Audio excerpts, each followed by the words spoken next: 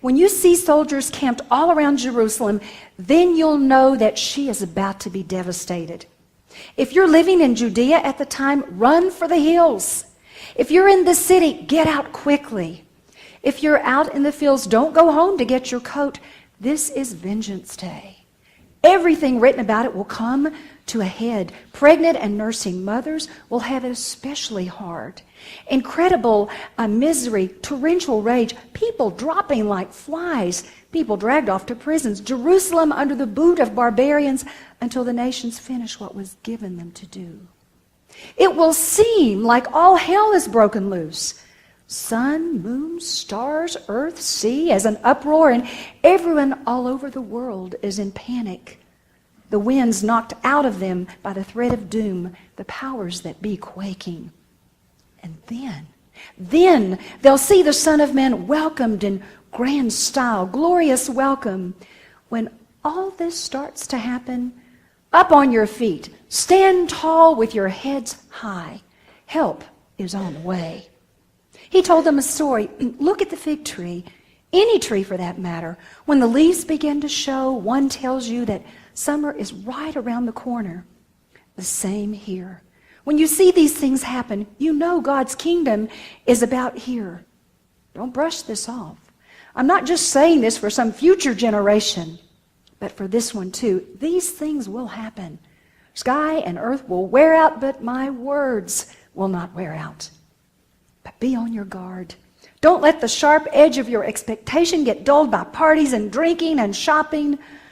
Otherwise, that day is going to take you by complete surprise, spring on you suddenly like a trap, for it's going to come on everyone, everywhere at once. So whatever you do, don't go to sleep at the switch. Pray constantly that you will have the strength and the wits to make it through everything that's coming and end up on your feet before the Son of Man. Thanks be to God. Well, folks, I don't know about you, but I'd like to be singing Deck the Halls with Boughs of Holly. Fa la la la la la la la la. I'm not sure about you, but the rest of the world is doing that. And I'm wondering, as you probably are, why on this first Sunday of Advent, the tree is up, we've got some of the Christmas finery out and more to go. Why in the world would we be talking about doomsday and vengeance and the end of time? For Pete's sake, we've had pumpkin patches out on the lawns, Christmas lawns, forever, and it seems like all the Christmas rush even preceded that. Why can't the church be about doing that since society at large is doing that? For example, how many of you, kids kind of gave me an indication, how many of you did put up your trees yesterday or over the holidays? All right, how many? Several of you. How many participated in the Black Friday shop till you drop? One brave soul that's willing to admit it. Several brave souls. In this society, it doesn't seem unreasonable then that the church would also get caught up in all of that Christmas rush. But when we hear the scripture reading, we know that for today, and really for any lectionary preacher on the first Sunday of Advent, all over, everywhere, we are given 4 apocalyptic or end-time texts to choose from. Now, most of us don't like to delve there, and there is a connection to the Advent season that we will surely see. But by design, there's no cooing baby here. Instead, we get a Jesus in Luke's gospel that's parading about the temple in Jerusalem, talking about the end of time, the destruction of Jerusalem. It's almost like something out of Apocalypse Now. Some people would say, forget the 79 film. It's like reading the front page of the newspaper in any country, but particularly in America for the last year. All of the signs of the times that are certainly a-changing. If you're new to Advent, or new to Advent in the church, you may not know that before we celebrate Christmas, before we really go through all of the Christmas caroling and putting all the different characters up on the manger scene, we first remember and celebrate the season of Advent, which begins on the Sunday closest to Christmas, closest to November the 30th, rather, and runs through Christmas Eve, a 4-week period of time. It's not until Christmas Eve or Christmas Day that we actually begin the Christmas season.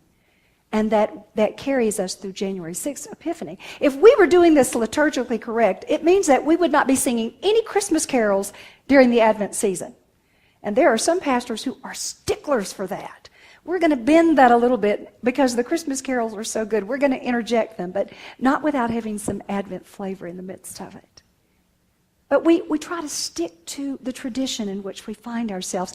Advent had its beginnings back in the earliest 6th century, when the early church fathers imagined at that time that the people were having a hard time getting focused on the real meaning of Christ's coming. Now, I can't imagine what would deter someone in the 6th century, but apparently getting out of focus was as easy then as it is now. So they were trying to gather them about this theme of waiting and anticipating the coming of Christ. It was to be a time of revelation, spiritual growth and renewal, and journeying towards the manger. Many of us struggle to recapture this spirit of Advent, this time of waiting and anticipating. We try to teach our children what it's about. I don't know how many of you have an Advent wreath in your home or an Advent calendar. That would be a great thing to be able to help them anticipate the coming of Christ. I don't even know if we're aware that the season of Advent has been muddied and lost along the way because of a significant event that happened about the 40s. I want to indicate to this to you, and this is an interesting story that was very enlightening to me. I didn't know this. Reading from the author Ace Collins, or talking to anyone who grew up in the 30s and 40s, they would tell you that this Christmas rush and this Christmas season that we have fallen into, that now seems to even come around the time that we celebrate Halloween, has not always been that way. Back in about the 1940s, you could talk with anyone. I talked to my mother over the weekend about when she put up her tree, when they began all of their Christmas shopping. Do you know when it was? About December the 18th, when the kids got out of school, is when it all started. She said friends would even put up their Christmas tree on Christmas Eve. Can you imagine that? Waiting that long? Do you know what event has turned this into a 4-week shopping spree, or even longer than that, of entertainment and music and shopping? One event. Do you know what it was? No, does nobody know? World War II. World War II, when FDR said, we got to send packages to those boys and girls overseas. And I want every man and woman to have those packages ready by the first week of December so they can be mailed off into the servicemen and women in time. And friends, that's how it all started. Back in 1942, 4 years later, the war was over and the custom was greatly embedded. Have you ever tried to you've heard the story of cutting off the ham to fit the pan? You know, some traditions we just won't let go. Whether we're in wartime or not, this season of Christmas has now stayed in that same kind of FDR mode that started back in the 40s. And it seems to get longer and longer and longer every year. I think that's worth telling your children about if they're not in here to hear this. And it's interesting that this whole tradition of Black Friday, for some, is even better known than Good Friday. It's a shame, but it's true that Black Friday would make the calendars and be more prominent than Good Friday. As I mentioned, all of the texts in the first Sunday of Advent deal with end times. They remind us with stories about wars and rumors of wars and great cosmic events and unprepared, inattentive people who are left behind when Jesus comes again in all of his glory. Now, interesting to me as I look at this, for those of us who might be seasoned storytellers, we would say, oh, what was Jesus thinking? He had a good enough story about his birth and his coming. Why does he need to rush to the end? Here he is with this perfectly good story. I mean, Specialty Hospital has nothing on this.